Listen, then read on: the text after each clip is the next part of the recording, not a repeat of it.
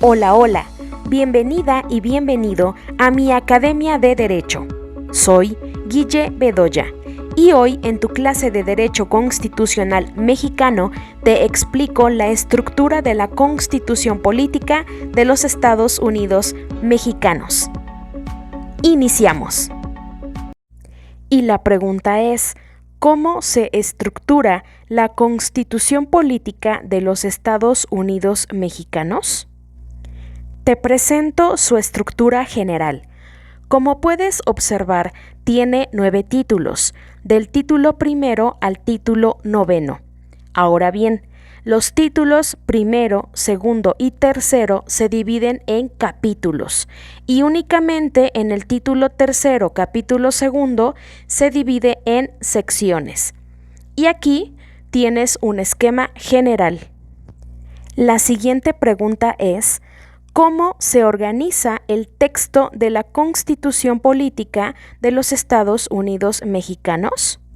Pues bien, lo primero que debes saber es que nuestra Carta Magna tiene un total de 136 artículos y su texto se organiza de la siguiente forma. En párrafos. Párrafo primero, párrafo segundo, párrafo tercero, sucesivamente. En apartados con letra mayúscula, apartado A, apartado B, apartado C, sucesivamente. En fracciones con número romano, fracción primera, fracción segunda, fracción tercera, sucesivamente. En incisos con letra minúscula, inciso A, inciso B, inciso C y sucesivamente. Finalmente en números, número ordinario 1, 2, 3, sucesivamente. Y es así como vas a encontrar organizado nuestro texto constitucional. Ahora bien, de acuerdo a la teoría tradicional, ¿cómo se divide a la Constitución para su estudio? Se divide en dos partes, la parte dogmática y la parte orgánica. La parte dogmática comprende los artículos del 1 al 29, pero hay que hacer la precisión de que estos artículos no son limitativos. Esto quiere decir que en otros artículos vas a encontrar disposiciones que garantizan derechos humanos, como por ejemplo el artículo 123. Se llama parte dogmática a aquellos artículos que establecen derechos humanos y sus garantías. La parte orgánica comprende los artículos del 30 al 136. Se llama parte orgánica porque se establece la estructura del Estado y su gobierno, así como su organización político-administrativa, económica, social y cultural que conforma el Estado mexicano y sus ciudadanos. De esta manera tenemos una última estructura de la Constitución para su estudio.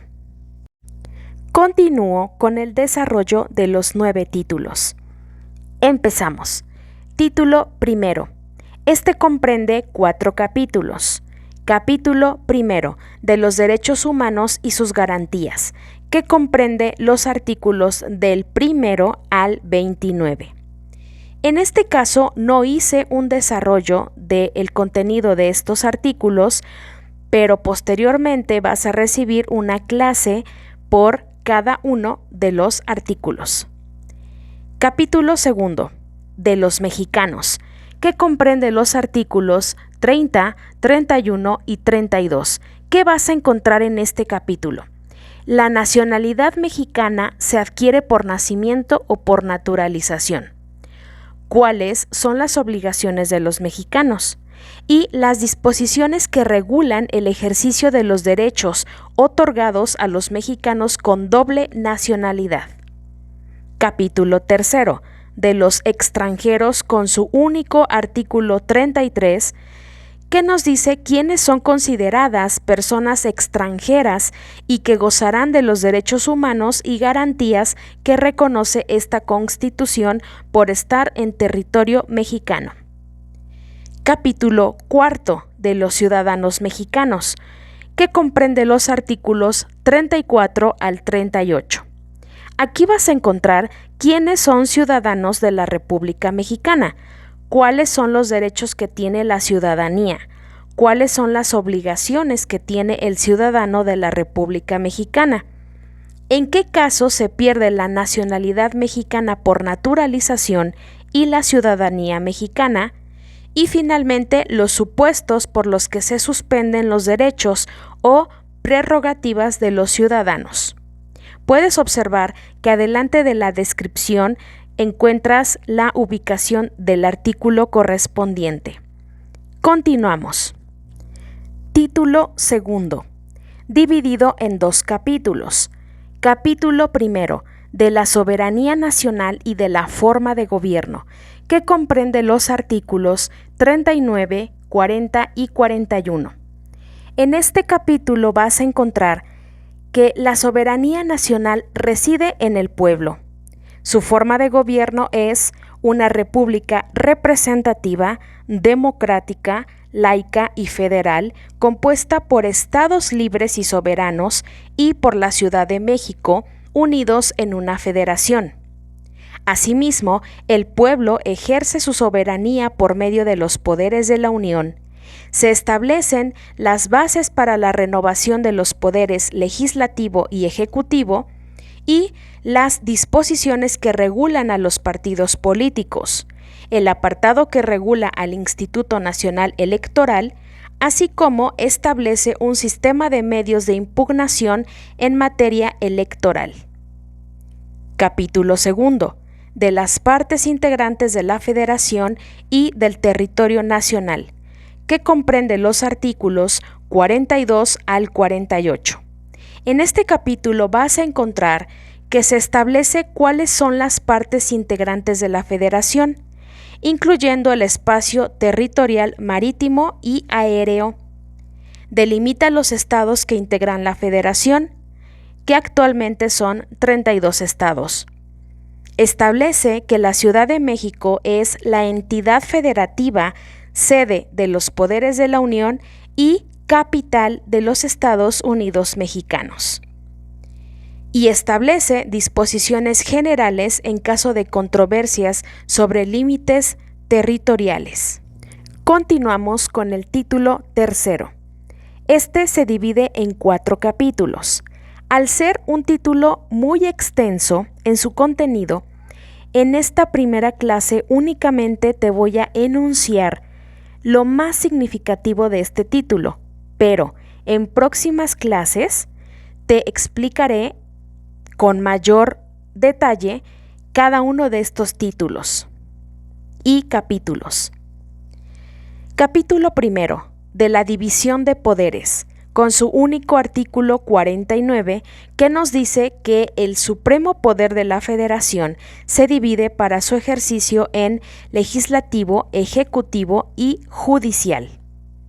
Capítulo segundo, del poder legislativo, que comprende los artículos del 50 al 79, y este se subdivide en 5 secciones. Sección primera, de la elección e instalación del Congreso, que comprende los artículos 51 al 70. Sección segunda, de la iniciativa y formación de las leyes, que comprende los artículos 71 y 72. Sección tercera, de las facultades del Congreso, que comprende los artículos 73 al 77. Sección cuarta, de la Comisión Permanente, con su único artículo 78, y sección quinta, de la Fiscalización Superior de la Federación, con su único artículo 79. Puedes observar que en este capítulo segundo específicamente se desarrolla todas las disposiciones y normas que regulan al Congreso de la Unión en sus 2 cámaras, de diputados y de senadores. Capítulo tercero, del Poder Ejecutivo, que comprende los artículos del 80 al 93. Aquí nos dice que hay disposiciones y normas que regulan el ejercicio del presidente de los Estados Unidos mexicanos, así como la administración pública federal será centralizada y paraestatal, conforme a la ley orgánica que expida el Congreso de la Unión. Capítulo 4 del Poder Judicial, que comprende los artículos del 94 al 107. En este amplio capítulo vas a encontrar que se establece que el ejercicio del Poder Judicial de la Federación se deposita en una Suprema Corte de Justicia de la Nación, un tribunal electoral, en plenos regionales, en tribunales colegiados de circuito, en tribunales colegiados de apelación y en juzgados de distrito. Determina que el Ministerio Público de la Federación se organizará en una Fiscalía General de la República, así como las disposiciones que regulan dicha institución de gobierno. Establece las disposiciones generales de los organismos de protección de los derechos humanos, denominada Comisión Nacional de los Derechos Humanos. Finalmente, establece los medios de control constitucional, convencional y de legalidad para la protección de los derechos humanos, como es el juicio de amparo en sus artículos 103 y 107, así como conflictos entre normas generales y la propia Constitución, como son las controversias constitucionales y las acciones de inconstitucionalidad, en su artículo 105, fracción primera y fracción segunda, respectivamente. Continuamos. Título cuarto. De las responsabilidades de los servidores públicos particulares vinculados con faltas administrativas graves o hechos de corrupción y patrimonial del Estado.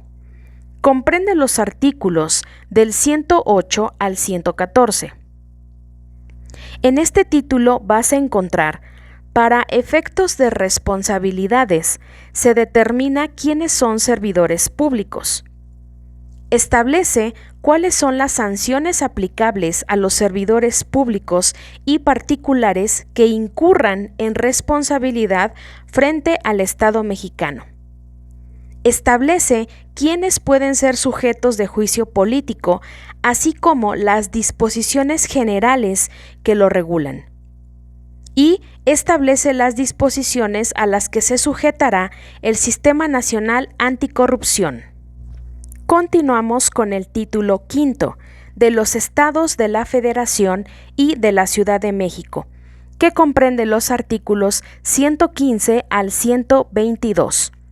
En este título nos habla de los estados adoptarán para su régimen interior la forma de gobierno republicano, representativo, democrático, laico y popular, teniendo como base de su división territorial y de su organización político y administrativa el municipio libre. Establece las disposiciones que rigen a los municipios. Este será gobernado por un ayuntamiento. Determina cuáles son las facultades de los ayuntamientos, así como cuáles son las funciones y servicios públicos que le corresponden al ayuntamiento. Determina que el poder público de los estados se dividirá para su ejercicio en ejecutivo, legislativo y judicial. Asimismo, establece las disposiciones que rigen a estos poderes estatales. Determina cuáles son las prohibiciones generales y prohibiciones sin consentimiento del Congreso de la Unión para los estados. Finalmente, se determinan las disposiciones y normas que rigen a la Ciudad de México. Al ser una entidad federativa de reciente transformación, asimismo establece su integración y distribución de las competencias de los poderes de la Unión y autoridades locales. Continuamos. Título sexto. Del trabajo y de la previsión social. con su único y amplio artículo 123. En este artículo se encuentran las disposiciones que rigen el derecho al trabajo y se divide en dos apartados. El apartado A corresponde al trabajo entre los obreros, jornaleros, empleados domésticos, artesanos y de una manera general todo contrato de trabajo. Este apartado A tiene su ley específica que rige las relaciones del trabajo y es la Ley Federal del Trabajo. El apartado B está dedicado a los poderes de la Unión y sus trabajadores. Su ley específica es la Ley Federal de los Trabajadores al Servicio del Estado, reglamentaria del apartado B del artículo 123 constitucional. Título séptimo. Prevenciones generales, que comprende los artículos 124 al 134.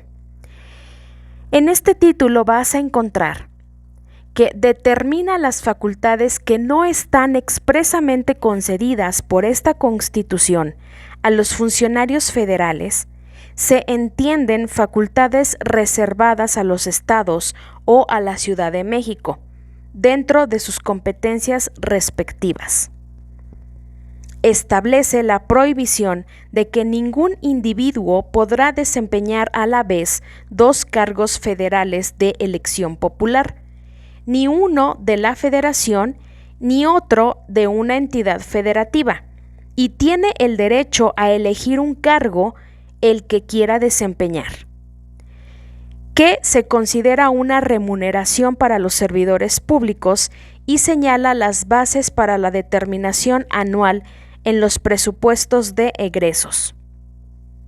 El principio histórico de la separación del Estado y las iglesias orienta las normas contenidas en el artículo 130. Determina las facultades de la Federación y del Ejecutivo Federal en materia de comercio exterior. El artículo 133, que es la base fundamental de la supremacía constitucional, que nos dice: esta Constitución, las leyes del Congreso de la Unión que emanen de ella y todos los tratados celebrados por el Estado mexicano serán ley suprema de toda la Unión. Finalmente, establece los principios y disposiciones que regulan los recursos económicos destinados a la Federación, las entidades federativas, los municipios y las demarcaciones territoriales de la Ciudad de México. Continuamos. Título octavo. De las reformas de la Constitución, con su único artículo 135, nos dice que determina: para que esta Constitución pueda ser reformada o adicionada, se requiere del voto de las 2/3 partes de los individuos presentes, además de ser aprobadas por la mayoría de las legislaturas de los estados y de la Ciudad de México. Finalmente, título noveno, de la inviolabilidad de la Constitución, con su último artículo 136, que establece el principio de la permanencia de la vigencia de la Constitución, basado en su capacidad para resolver todos los conflictos que surjan, así como para enfrentar cualquier situación de extrema gravedad que ponga en riesgo el orden constitucional y a su pueblo mexicano. Espera, ya casi terminamos. Después del artículo 136 se encuentra un apartado que se llama artículos transitorios y artículos transitorios de decretos de reforma. ¿Pero qué son estos artículos transitorios? Bueno, citando la página de la Secretaría de Gobernación, se refiere a una disposición destinada a regir situaciones temporales, que son existentes con anterioridad a la fecha de vigencia de una ley o reglamento, en este caso de la Constitución, o que son creadas por virtud del mismo. Es por ello que sus efectos se agotan con el simple transcurso del tiempo o en cuanto se presenta la condición que regulan. De esta manera vamos a ver al final cuántos artículos hay. ¿Sabías que la Constitución Política de los Estados Unidos Mexicanos tiene un total de 764 reformas? Así es. Al día 18 de noviembre del año 2022 se reportó un total de 764 reformas distribuidas de la siguiente manera. Por artículos del 1 al 136 se registraron 748 reformas o adiciones. Artículos transitorios hay 9 y artículos transitorios de decretos de reforma hay 7. ¿Qué tal? ¿Qué te parece? ¿Sabías este dato? Hemos concluido. Felicidades por llegar hasta aquí. Sería una grata satisfacción si me dejas un comentario respondiendo ¿qué aprendiste en tu primera clase de Derecho Constitucional? Gracias por ver hasta el final. Agradezco tu suscripción a mi academia. Dale like al video y comparte este conocimiento. Nos vemos en la siguiente clase. ¡Hasta pronto!